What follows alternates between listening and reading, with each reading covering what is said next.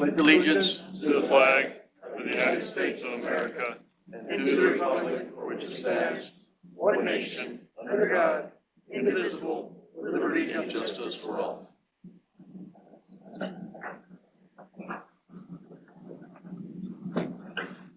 Right. Good morning, everybody. We're going to move on to roll call. And by the way, we have some new members, Judge, that want to be introduced. Okay. All right. So starting with the Chair Samaniego. Here. Yes. Mayor Leeser, I know he's here. Representative Canales. Mayor Ramoncano. Here. Representative Rudy Cruz. Aaron Chavarria. Here. Representative Mary Gonzalez. Representative Cassandra Hernandez. Yvette Hernandez. Commissioner Ileana Olin.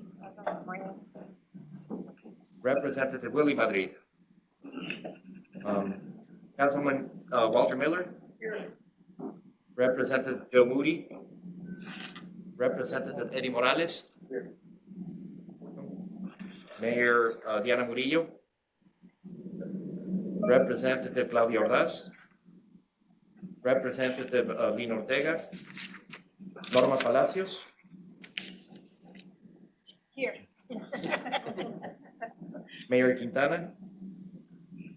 Mayor Isela Reyes. Good morning, here. Sam Rodriguez. Representative Isabel Salcido. Commissioner Manuel Sanchez. Present remotely, sir. Ellen Smythe. Here. Mayor Anthony Turner. Tomas Trevino. Here. And Colonel Harry West. Here. So we have some new members. I think Anthony was here before, but I'll reintroduce Anthony Turner. We've got Colonel Weston here. Most of you know him, but and I think we have Alonso Chavarria. Welcome.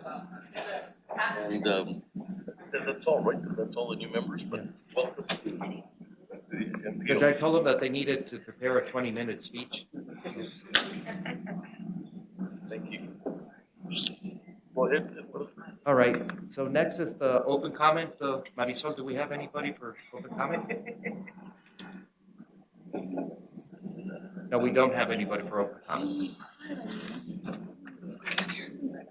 So did you get the new thing?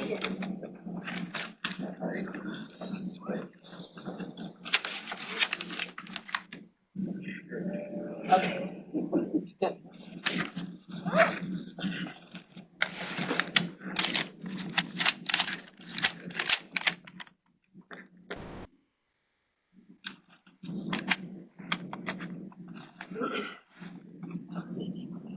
All right, so we're ready. We're going to start with item number 1. It's discussion and action to consider approval of the minutes of the June 23, 2023 TPB meeting. Those in favor? Aye. Opposed? Motion carries. Right. Item number 2 is consider authorizing the executive director to sign and submit a letter of support for the fiscal year 2024 Unified Transportation Program UTP to the Texas Transportation Commission. So with this, as you all know, the TxDOT released the draft fiscal year 24 UTP as they do every year. What is important for us is that, well, what you see on the screen, which is also in your backup, are the pages that are specific to the El Paso district. Okay, so every year, projects that are of significance, that are funded with categories 2, 4, and 12 are the ones that are highlighted in the UTP.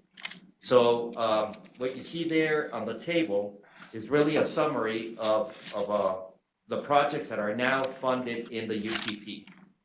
So what is highlighted in yellow are the projects and the funds that are the new funding that is identified in this year's UTP. Sorry, let me.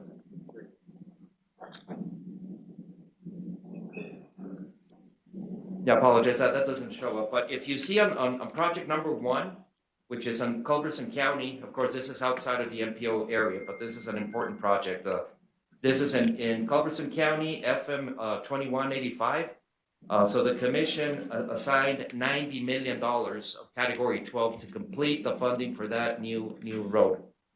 So now it's fully funded to the tune of $100 million with Category 12.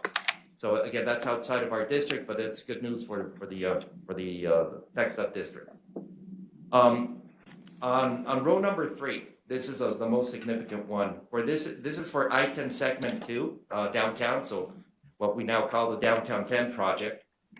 If you recall, a couple of months ago, the board submitted a proposal to add to the funding of this project. You can see there that the total amount for the project is $750 million. So we've been making progress. Last year, the board approved submitting or pledging $150 million of money that was sent to the region. And last year, the commission replied or answered by matching that. So last year, we added about $300 million to the project, which is obviously very significant. So this year, if you recall a couple months ago, again, because even though a lot more money is showing up in the UTP as a result of mostly of the federal revenue sources, Prop 1 and Prop 7, but unfortunately that additional funding needed to go for projects that are already programmed, and Tomas, feel free to jump in here, and to supplement it, mainly to compensate for the effect of inflation. Okay, so we needed to add more money to those. So the funds that were available, that were still free to pledge to the Downtown 10 project, consisted in $21 million of Category 4U, which can only be used on system, and then we added $3.9 million of Category 7. So for a total of $24.9 million. So that was a proposal that the MPO made to the commission. The good news is that the commission replied this time by adding another $58 million, right, of Category 12. So it wasn't dollar for dollar as they did last year, but it was more than that. So between the 59 and the 25, we've got about $84 million that we are, so we're making progress towards funding the project completely. It's not, of course we would have liked to see a lot more money, right, and see the project fully funded, but we're making progress, and as you all know, the project is in development still. We're not ready to go to construction yet, which allows us, a couple more rounds of UTPs to build on the funding formula for the project. So the other projects 4, 5, 6, and 7, the Category 2 that was increased, again, as I explained before, that's really to supplement the cost of the projects. These are not new projects, but just to compensate for the impact of inflation. Well, there is a new project, which is the last 4 miles of I-10 West from the Mexico state line to the 7 that we're building right now. Right. Okay. Yeah, I apologize for that. Well, it's a new project technically, but it's the piece that was not built under the initial project, right? That wide I-10 between Mesa and the New Mexico state line. Again, that was probably the first project at the state level that really suffered inflation. That felt the effects of inflation, which was October of last year. Well, where's that from? Well, that's from the additional funding, the increase in. Where's the construction from going to be? So it's essentially from Benton to the state line. Okay, where we're at now. Right. Well, the main lanes will stop at Benton. Basically, that third lane will be forced to exit at Benton, and then we'll gain one eastbound in the entrance ramp. So we'll get our 3 main lanes in each direction at the Benton interchange. This one continues the 6-lane section all the way to the New Mexico state. All right, so again, there's good news in the sense that we got additional funds of category 12, discretionary category from the commission. Again, we would have liked to see more, but I think it's a good step. It's a smaller step than last year, but it's a step in the right direction. So what we're asking here is to authorize me to submit a letter of support to the fiscal year 24 UTP, given that we are, well, the UTP is currently in the 30-day public comment period. So this is the time to submit comments. And again, staff's recommendation is to submit a letter similar to what we submitted last year, which is also in your backup. We put it there just for reference. Basically, saying that we support the UTP and that we will continue working with TxDOT and the commission in partnership to advance all of the projects in our region, not just downtown 10, but all the other projects that we have in the region. So happy to answer any questions on that. Sure. Yes, sir. So with all the additional funding we received, the 58 million and the 24.9 million, and how far are we away from being able to execute the project, and what is the timeline? And I know it's more of an opinion than an actual timeline, but what do you feel the timeline is moving forward? Okay. Well, let me answer the funding question first. Right now, the current construction cost is 750 million, 750 and 500,000. Of that, we still have a gap of $362 million. So up to now, we have more than half. We have 300 and what is it? 380. $380 million. After this UTP. Yeah, assuming that once this UTP is approved. She's pretty good with numbers, by the way. So we're, a little bit more than 50% there.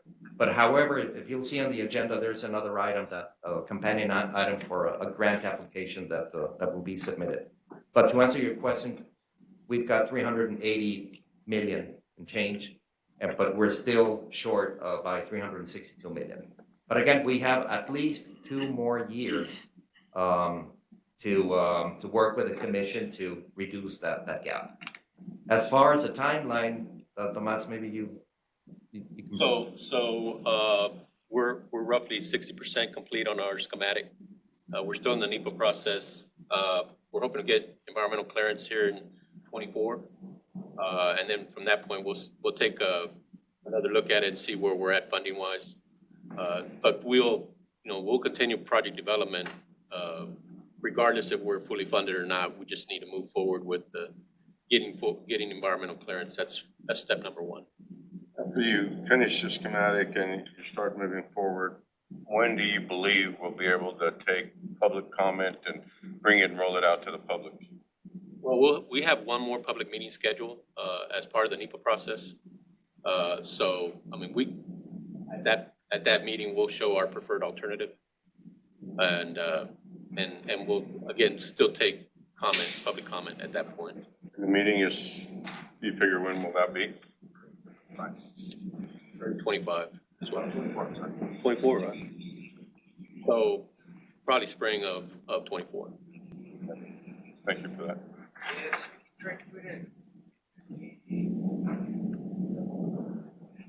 Yes, go ahead. Just a few housekeeping items first. I know this is just a draft of the letter, but it's dated 2022, and it's just to make sure someone catches it. It is an old version of the letterhead template with some old numbers. As I mentioned before, we inserted that as an example of what was submitted last year. Understood. I did have a few questions about downtown 10. Are any of the are any of the alternatives that are still on the table, do any of those contemplate taking properties north of I-10? I know you can't, it might be premature to divulge your preferred alternative and what that would look like, but does that contemplate taking properties north of I-10? If it's premature to say, that's okay. Well, there are alternatives on there that A number of them take properties north of I-10.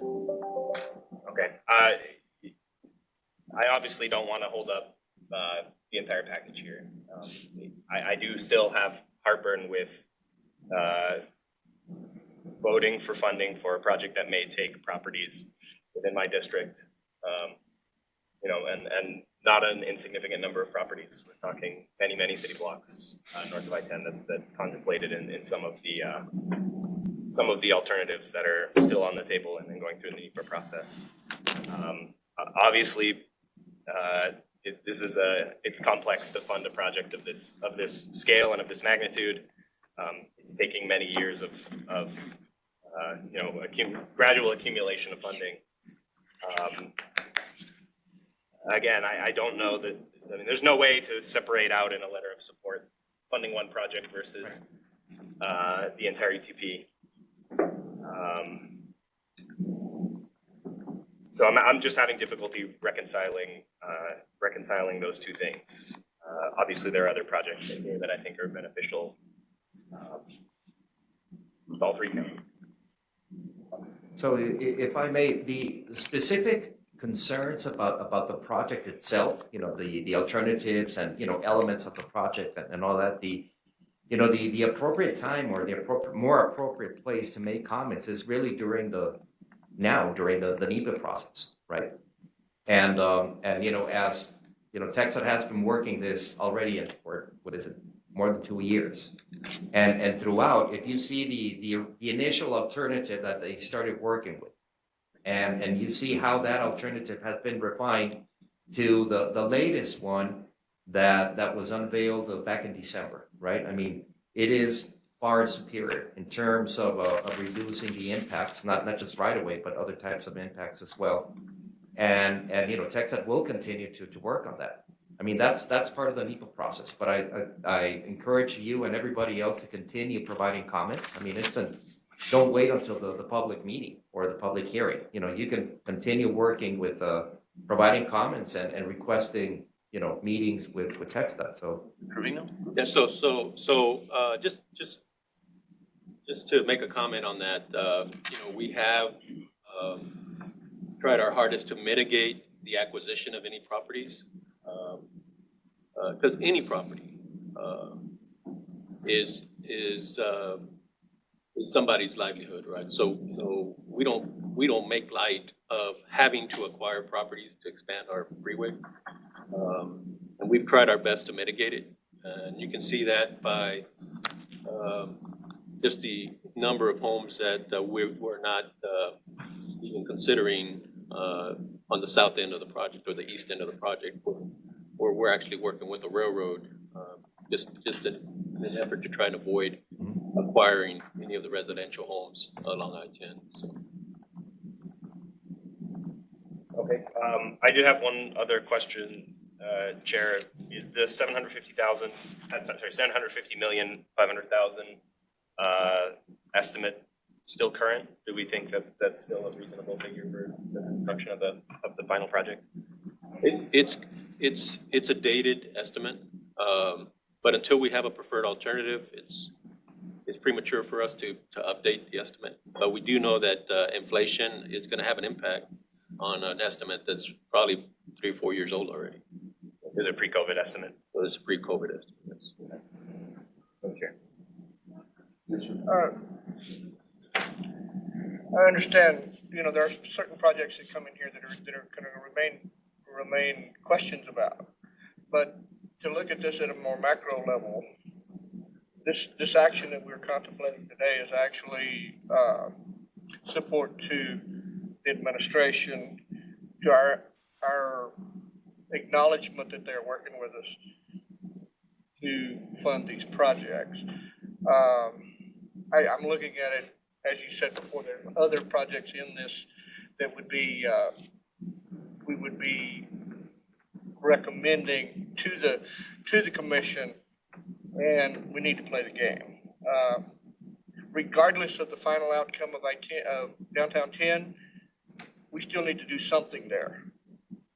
It will still be some sort of project, even if it's just a repair project or something. And so any money coming to to the district, I think we need to support those folks for recognizing that. So I also, if I can, I also want to make note that, last year we voted to submit a pretty substantial allocation to the commission.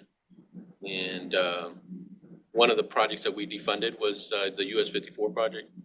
That is, with this UTP, we bring it back into our project lettings. So just like we promised last year.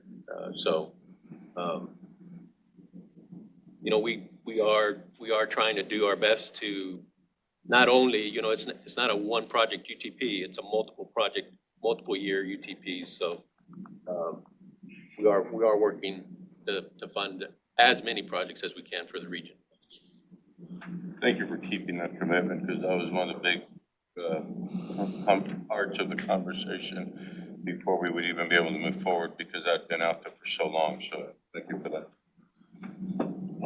And in view of that, I would move for approval of this letter of support to the commission for the ETP. For a second.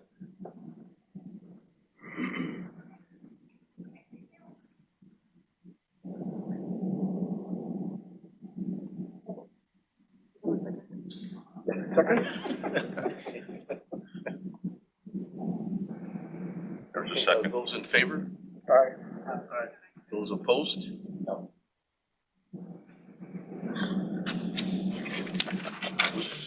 didn't hear, I'm sorry, Judge, I thought I heard you say second, so I just didn't understand what. 0 All right. So then moving on to item number 3, consider authorizing the executive director to submit a grant application on behalf of the El Paso MPO to the fiscal year 23 mega program for the Downtown 10 project. So again, this is a companion item. So as you have, well, as I've mentioned to you all before, we've been working for the last couple of months with TxDOT and with the city of El Paso and others in figuring out the best and the most strategic way of taking advantage of the new federal programs. So the federal program that we're targeting here, it's both a mega and the infra. This time, USDOT came out with a single notice funding opportunity for both programs. Both mega and infra are looking for big projects. So there's bigger dollar amounts here. So we think it's a really, really good fit to bridge the gap for the Downtown 10 project.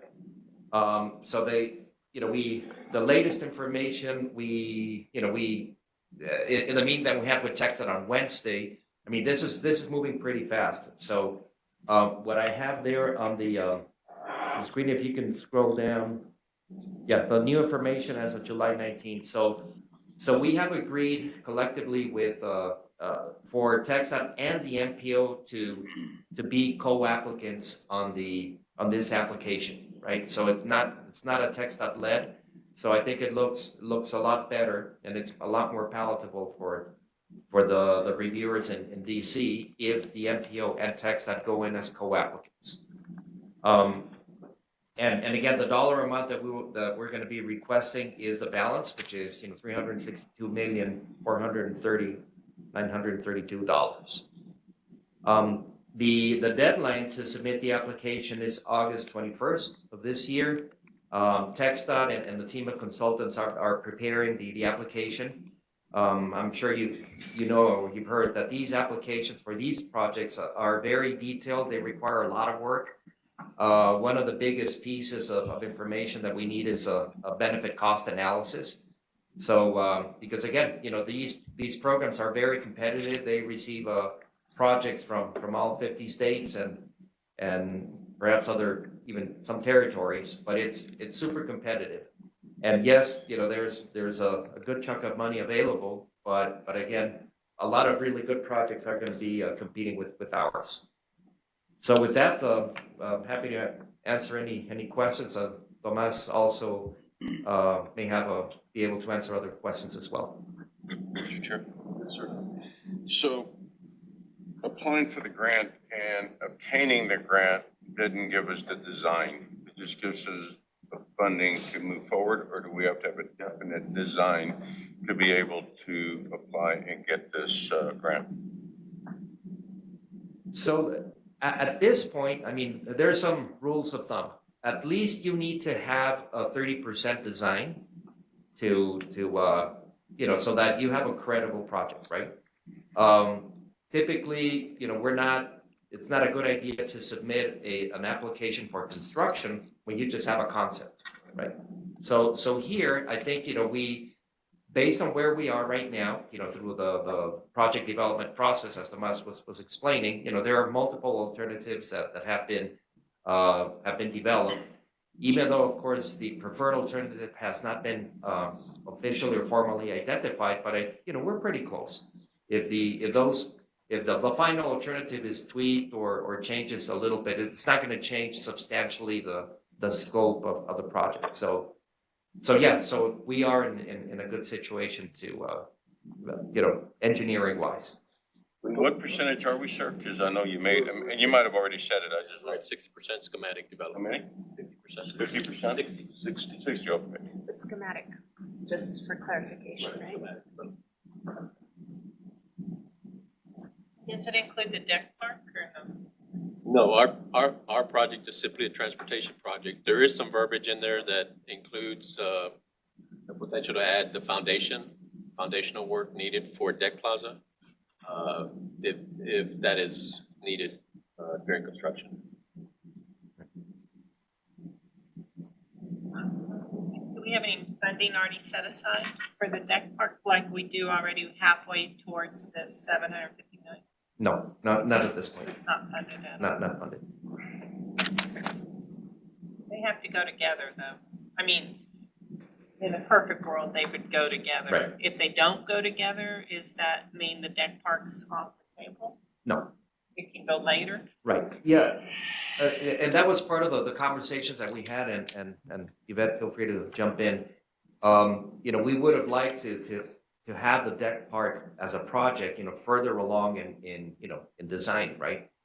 But there's been some challenges there with the agreements with Federal Highway and so on. So I think strategically, it helps us right now to submit the application for the tech stop project and allow the deck to develop more until we have more details and more information about the specifics.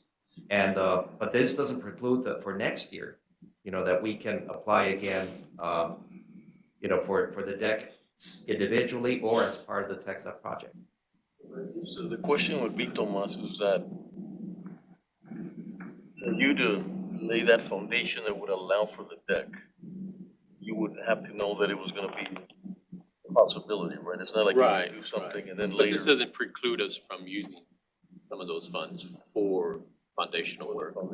But we would have to know what exactly would have to be built so that we could design our foundations for it. I think that's the point. How many opportunities do you see for the mega program in terms of tranches with the funding that's available going forward? So as an example, if we're talking about getting another possible opportunity to have more defined clarity on a project like we were just discussing, do you see this being a multi-year tranche program with the mega grant? Right. So the mega program is part of the IIJA, right? And as of today, it's a 5-year program, as well as many of the other new programs that were unveiled as part of IIJA. However, Congress can do different things, right? So as far as we know, there are 5 years, and this is the second year of 5, right? So last year, fiscal year 22, was the first round. So fiscal year 23 is the second round. So we've got 3 more opportunities, unless Congress does something different. Is there any further? Yes. I think just for clarification, since we're asking for a vote, will the narrative include that it's leading up to the inclusion of the deck plaza?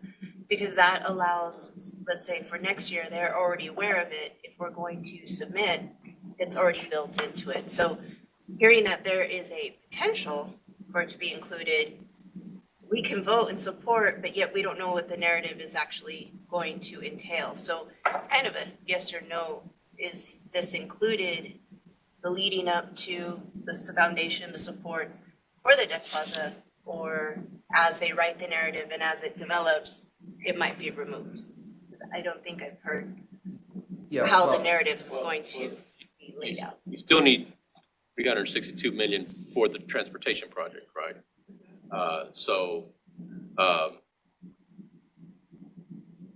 Your application for the grant would again not preclude us from using some of those dollars for the foundational work.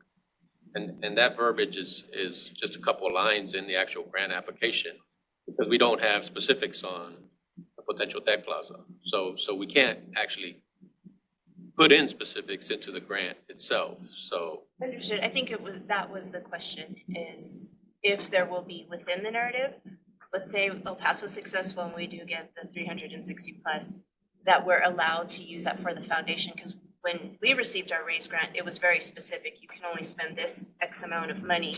And so that we're allowed that latitude to use some of those monies, that was in the foundation portion. That's good. Any further discussion?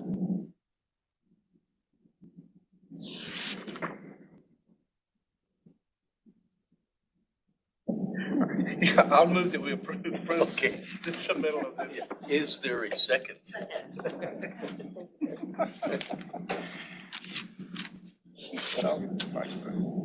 Second.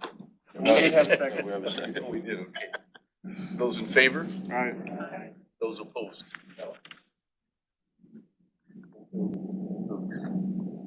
Or was it you? Oh, I didn't.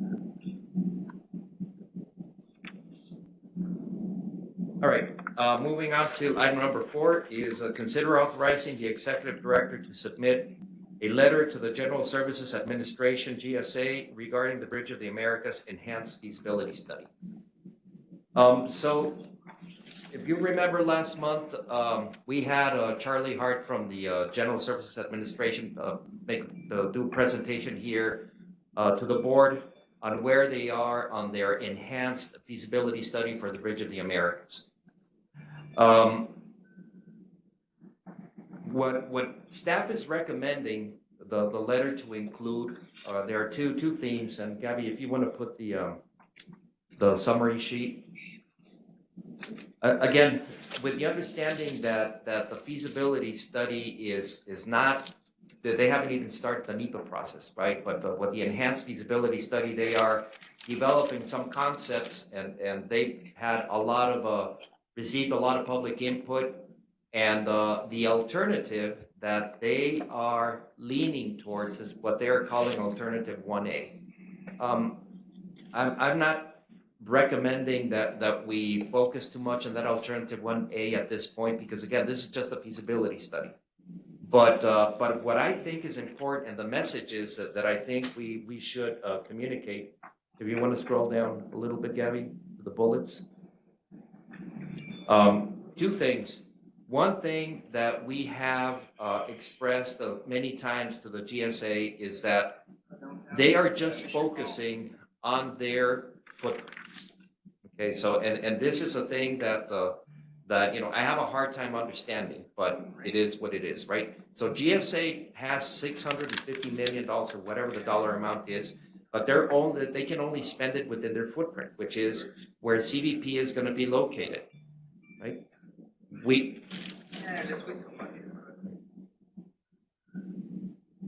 don't have, even though they've had meetings with the MPO, and they met with TxDOT, and they met with other parties, but my recommendation to the board is to send a letter when they say, GSA, you need to work, harder and with more detail, because it's great that we're going to have a very modern and efficient inspection facility at the crossing itself, where CVP does all the inspections and all that. But if we ignore, or we do not consider how vehicles and people and everybody is getting to the bridge and exiting the bridge, we're just looking at this in like a little bubble, right? So what I'm recommending and what I'm asking the board is to make sure that this letter asks GSA to, take off your blinders, work with everybody, because, we have to look at the crossing experience. It's not just the CBP inspection. The crossing experience starts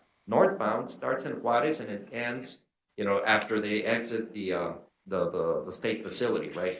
And southbound, similar, right? So how are we going to line up vehicles and people and all that in the correct lanes going northbound? That applies for trucks and for people as well, right? The trucks that are in the FAST program. Yes, sir. And when we spoke to them, they were very clear that they were very open and willing to see how they would connect. But I think you're right. I think we have to formalize that discussion, because there was, of course, we're not just gonna put something there without understanding the connectivity to it. I don't think they're willing to, fund anything, but they're willing to say, this is what we're gonna do.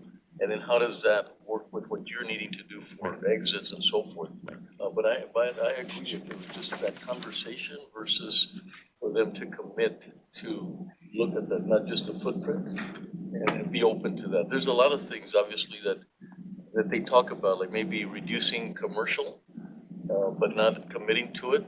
And so, we need to get that conversation going very early. Yes, sir. And to that point about, they were open to cooperation, but they were very emphatic about their money was to be spent in that footprint alone. Should we as a body start considering a companion project to bring in what we need, to bring in the coordination? Should we be a little bit proactive about bringing in companion cooperation? Maybe hire a consultant to look at what it does to the system.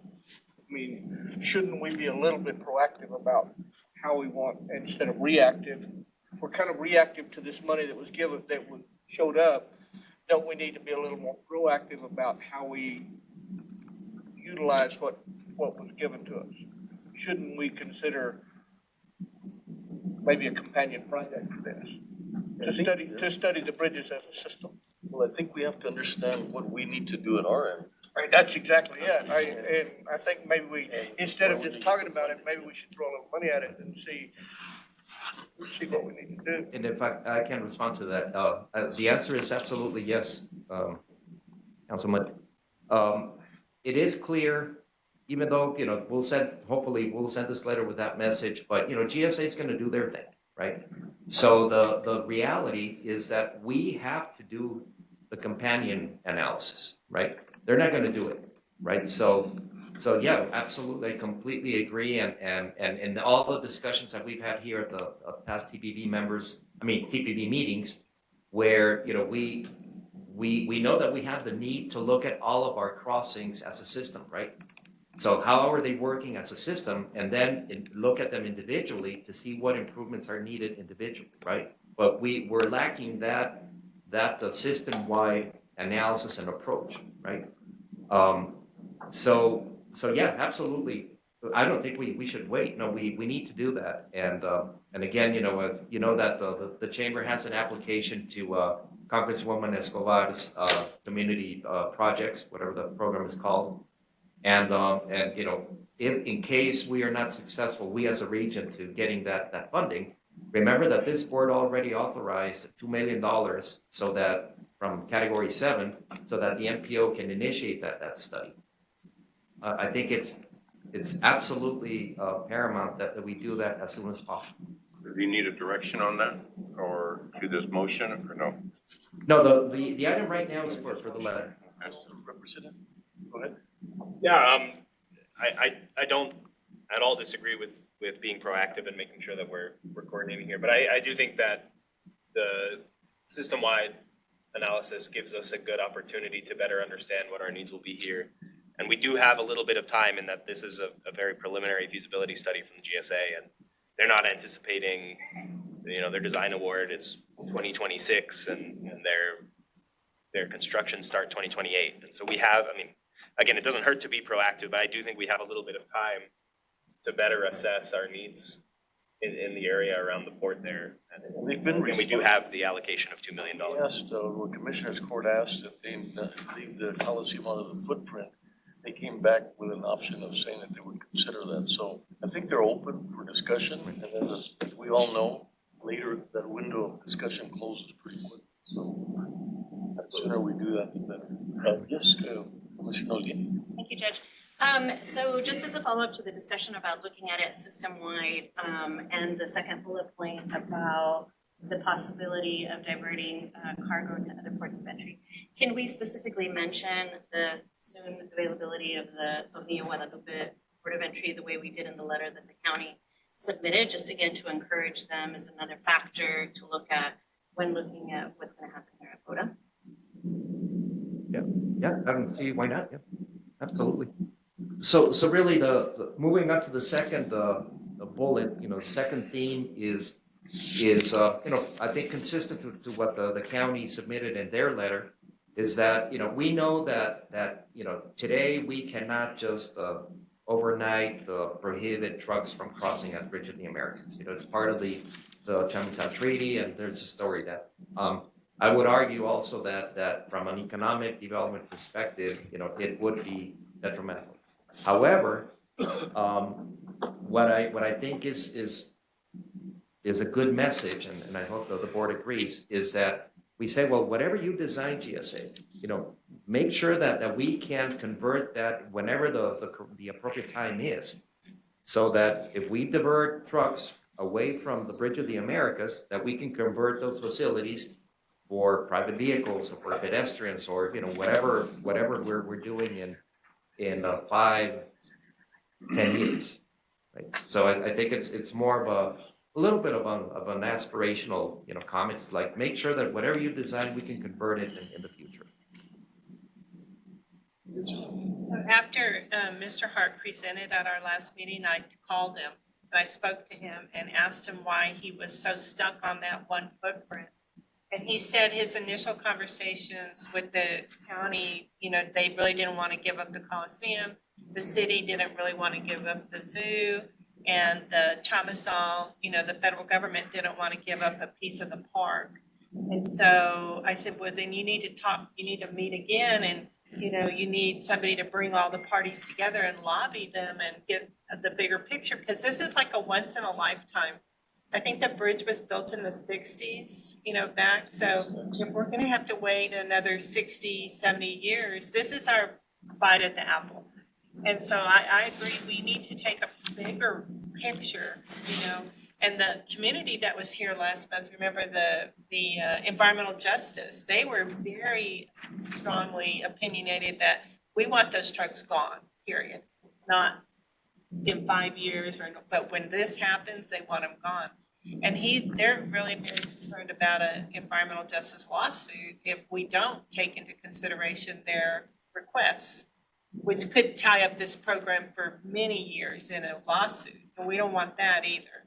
So I think it's incumbent, as Eduardo said, to get our own consultant working for our own purposes, and start saying, this is what we want. This is what we hope to see. And not, tomorrow wouldn't be too soon, I don't think. Yeah.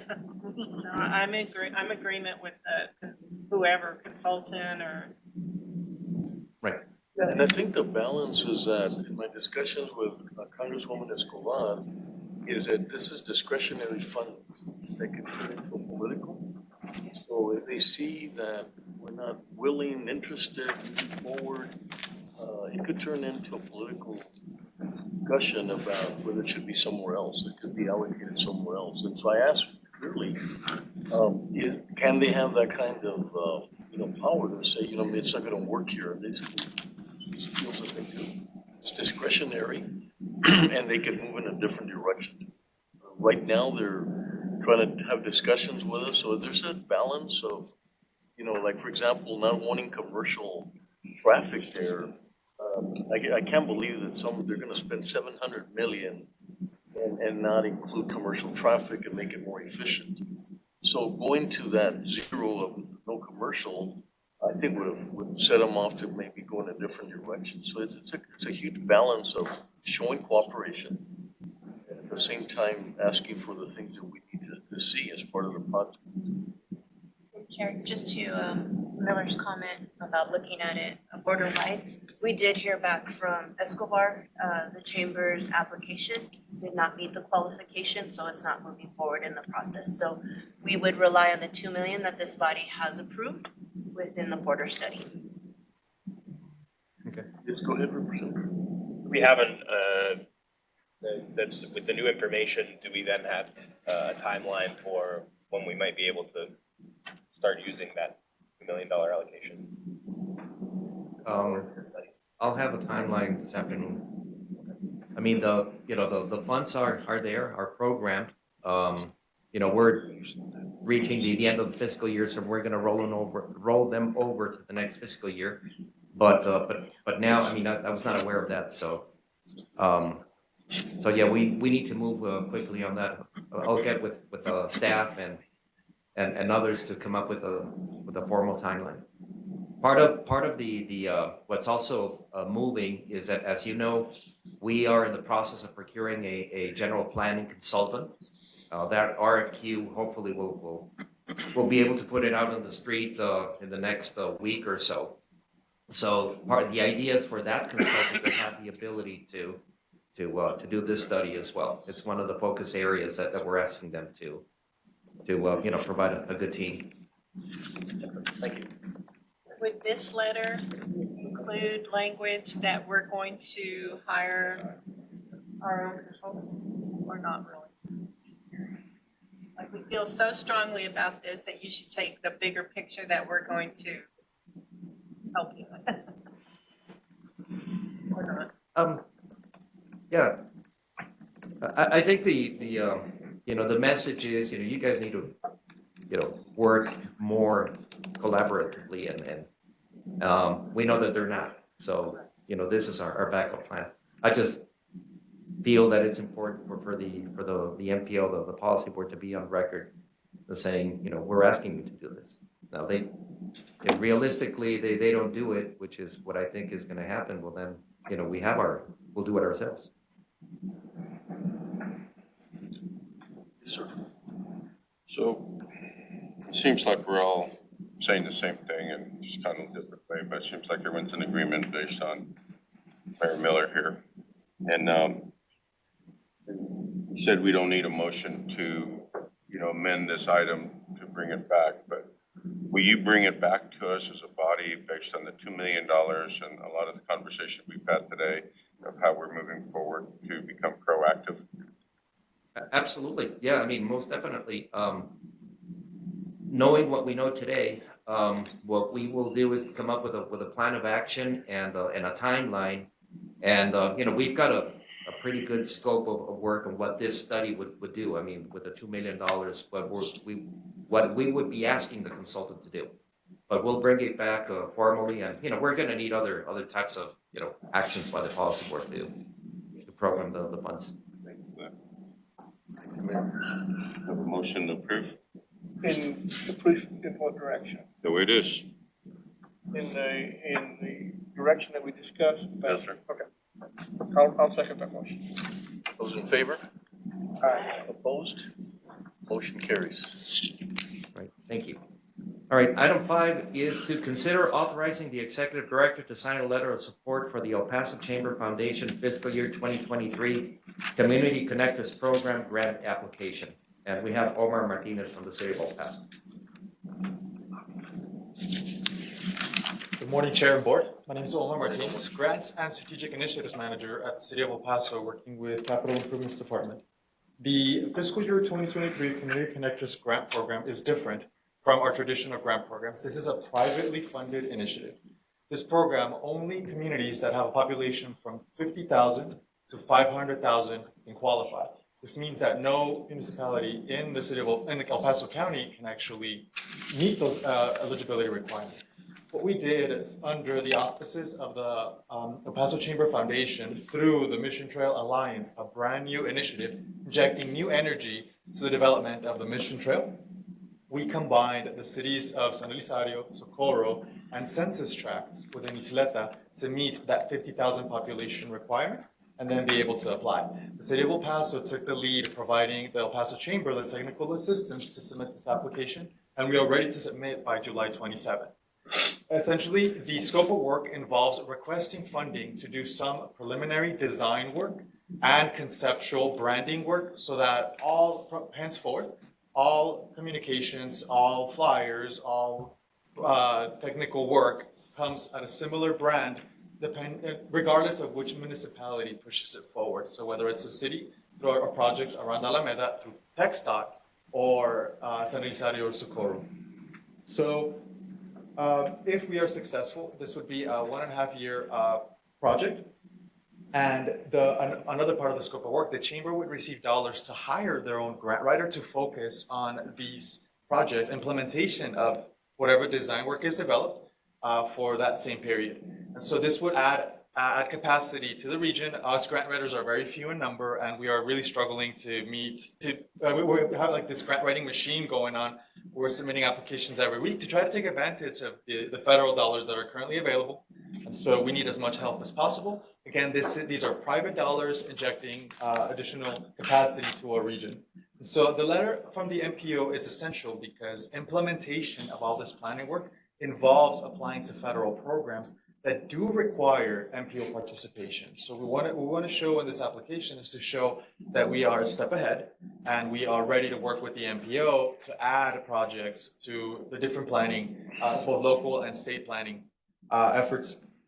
And so with that, this is $130,000. It all goes to the chamber and it will be managed by the chamber fully. With that, I'm happy to answer any questions. Thank you. Discussion. Motion to approve. Those in favor? Aye. Opposed? Motion carries. Thank you. Thank you, Omar. All right, moving on to item number 6. Mr. Chair, we would request that we delete this item for now or Delete. postpone it. Delete. Those in favor? Aye. Opposed? Motion carries. All right, thank you. So now we move on to the reports and discussion. Item number 7 is New Mexico Coordinated Public Transit Human Services Transportation Plan. Do we have Gabrielle Chavez? Yes, I'm here. Excellent. So Gabrielle, oh, there we go.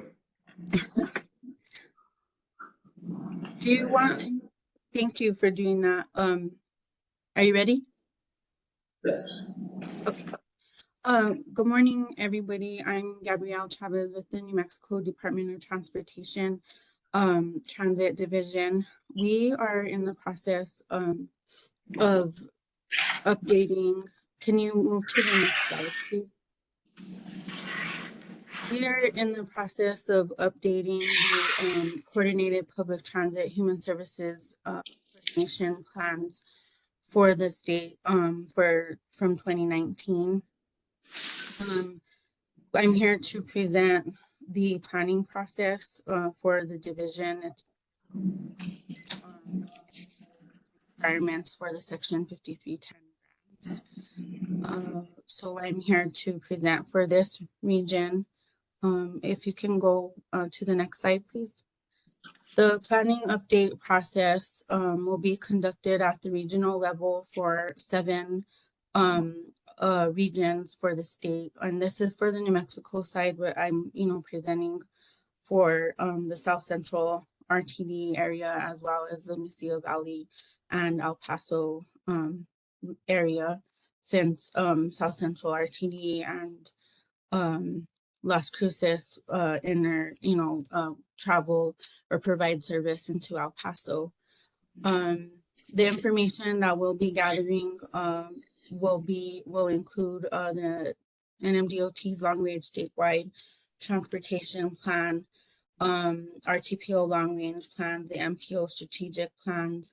We'll be gathering data from the U.S. Census and American Community Survey estimates for 2020, along with other sources. And we'll be using this information to update the maps and the plans moving forward. Next slide, please. So the schedule for the update is as follows. We started the updates in May of 2023. We are conducting meetings starting now in July through August of 2023. And we will have draft coordination plans available for comment by August 1st, 2023. And we'll be receiving public comments through August, but no later than September 1st, and then have final plan updates completed by September of 2023. Next slide. The plan update structure will include 4 sections: introduction, assessment of current services, a needs assessment, strategies to address gaps in service, and a draft and final plan update.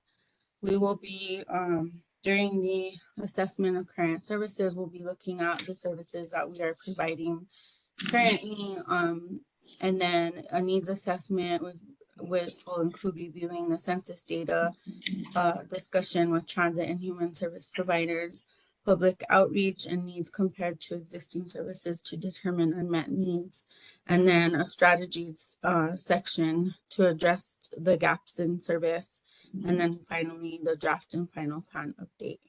Next slide, please.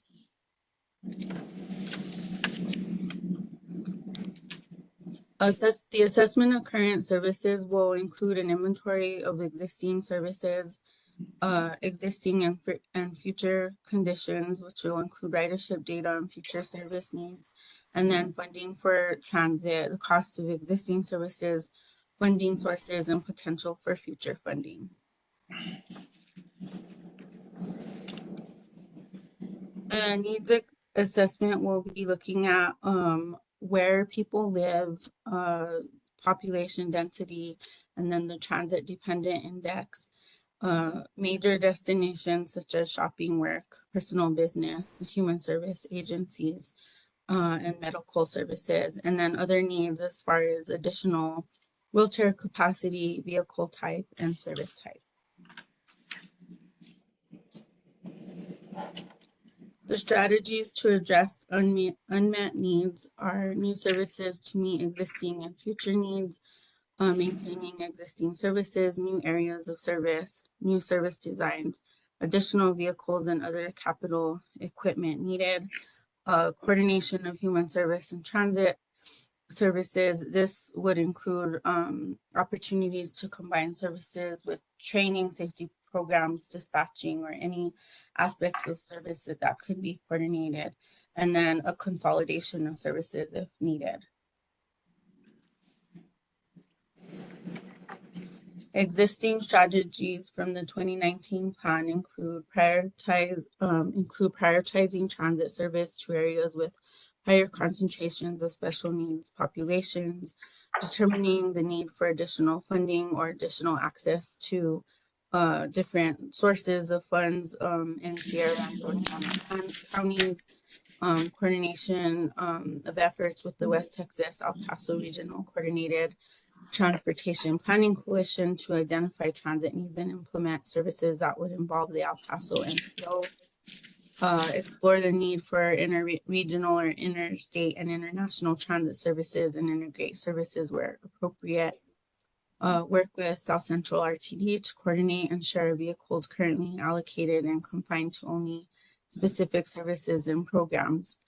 Coordinate with urban providers to increase the level of service to provide special needs the level of service provided to special needs transit populations, and work with community centers and other transit providers to route new or additional service to unserved or underserved populations.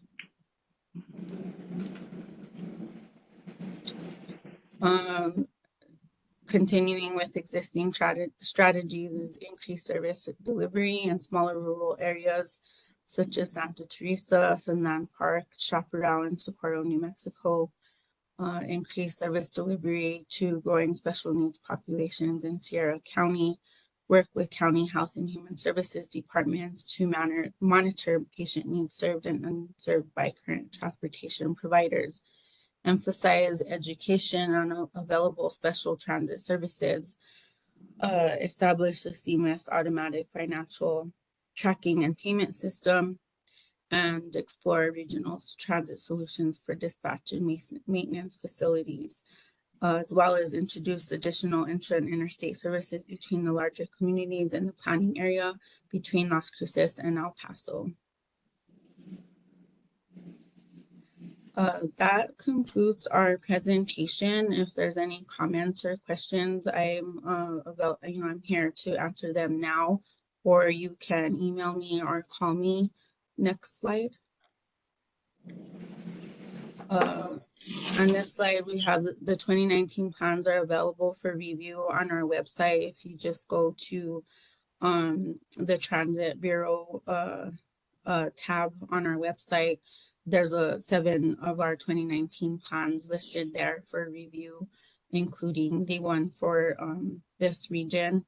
And then, of course, the 2023 plan will be available for review in August 2023. And then on this slide is my contact information. So I'm open to any questions or comments that you might have regarding my presentation and the coordinated plans. Yes, go ahead. Hi, this is Ellen Smith with the City of El Paso Sun Metro. So on this presentation, was that the information from 2019, or is that your new information that's going to be available in 10 days? Or because August is like right around the corner. Right. No, that's the 2019 strategies. Those were included in the plans that we did for 2019. So we'll be updating those strategies with the 2023 plans. So that it'll be available. Are you using a consultant or are you doing it yourself? No, we're doing it ourselves. Okay, so are you going to come back next month with 2023? We'll come back and present when we finalize the plans in September. I will send a draft copy to all of you, or either to the El Paso MPO to distribute to all of you for review.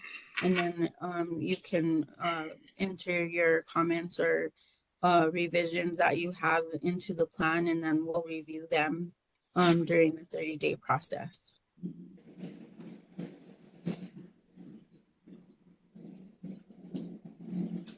Any questions for Gabriel? Mr. Chair, if I could add when it comes to public transportation, and especially in the rural areas, I think, we've done progress here in the region with El Paso County, with the Rural Transit, the local government corporation that is now operating a new service. But South Central Regional Transit District also has made a lot of progress, and they're increasing the ridership. It's still a very, very small number of the overall trips, right? But they're making progress with that. And the MPO has been supportive both of South Central and the county. And they're working together also with Sun Metro as well. So I feel that, this is great. These are steps in the right direction, all the coordination that we've had between New Mexico and on the Texas side. But, I feel we're still in diapers. We really need a lot more work and figure out a way on how to, improve the transit alternatives within the MPO region. And of course, connecting not just within the MPO region, but points outside of the MPO like Las Cruces, coming into our region. Right, and I agree. I think we are making progress. And it's really good to see South Central RTD increasing their ridership and doing so well, and we hope to see them continue to do that.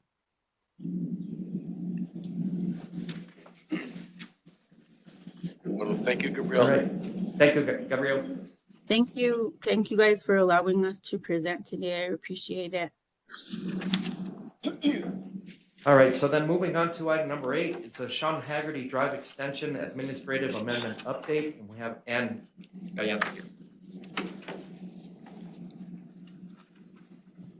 Good morning, Chair. Good morning, board members. I'm Ann Garante, MPO staff. I'm presenting item 8, which is the administrative amendment to the Sean Haggerty Drive extension. So this is an administrative amendment. We don't necessarily share these with this body unless they're of significance, but it came about due to the Fiscal Responsibility Act of 2023 that raised the debt ceiling. One of the other things that it did was to rescind all the CRRSAA funds, the CARES Act funds, that would not be obligated prior to fiscal year 2024. So this amendment affected one of our projects and only one, which is the Sean Haggerty Drive Extension Project. That one was scheduled to let in 2024.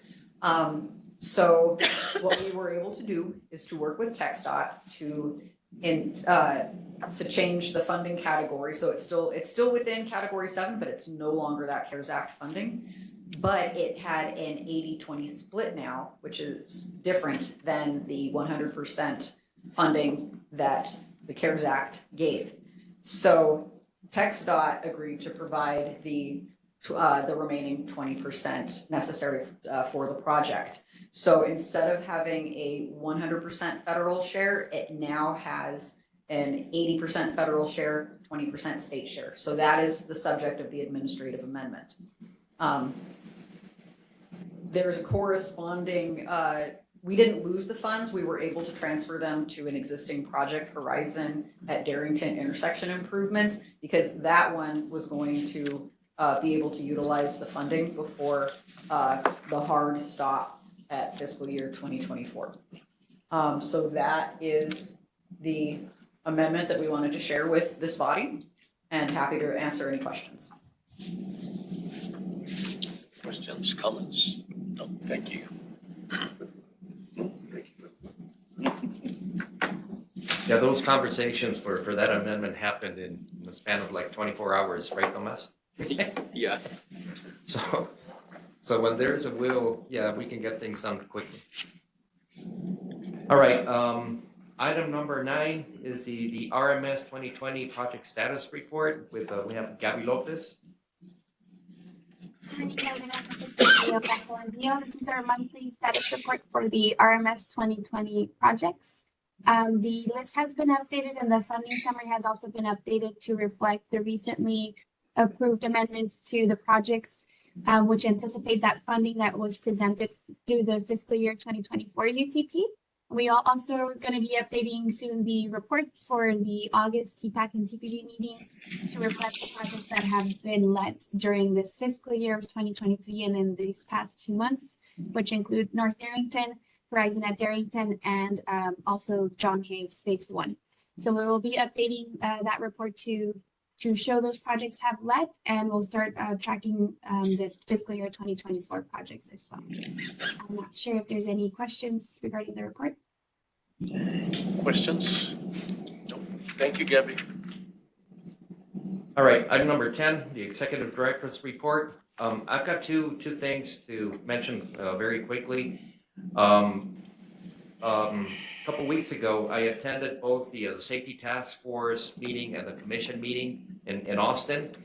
For the Safety Task Force, what's notable is that task force is sunsetting. It was always designed to be a 2-year, for this committee or this task force to be active for 2 years. So it is sunsetting in August. I think it was a great thing that that TxDOT, and the MPOs got together to think about safety.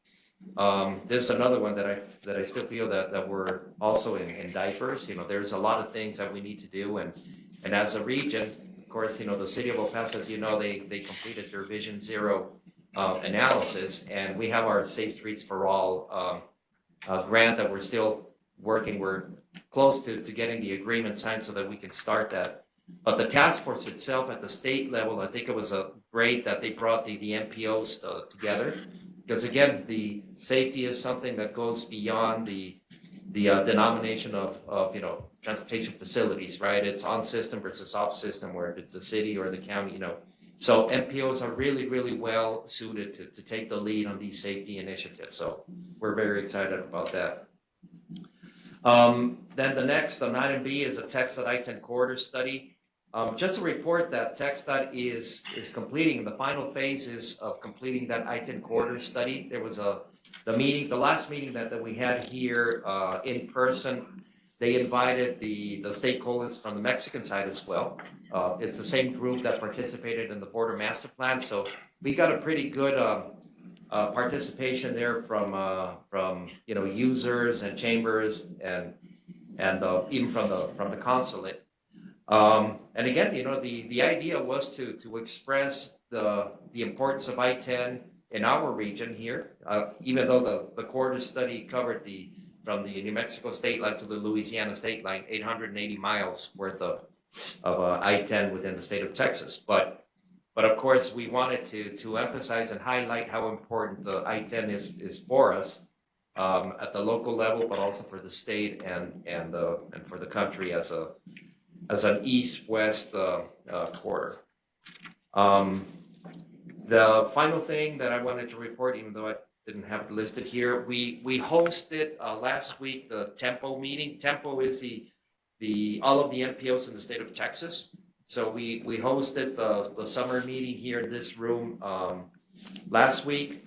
So it was good. It was a good experience. We had MPOs from the state. There are 23 MPOs in the state of Texas, soon to be 24, with Eagle Pass coming in soon as a new MPO. But it was good to have them here in person, and we had a very good meeting. So with that, that's all I have as a report. Happy to answer any questions. Questions, comments?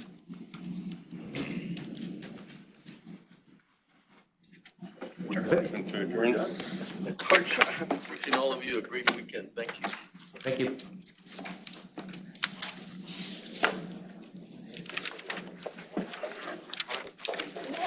Seconded anyway.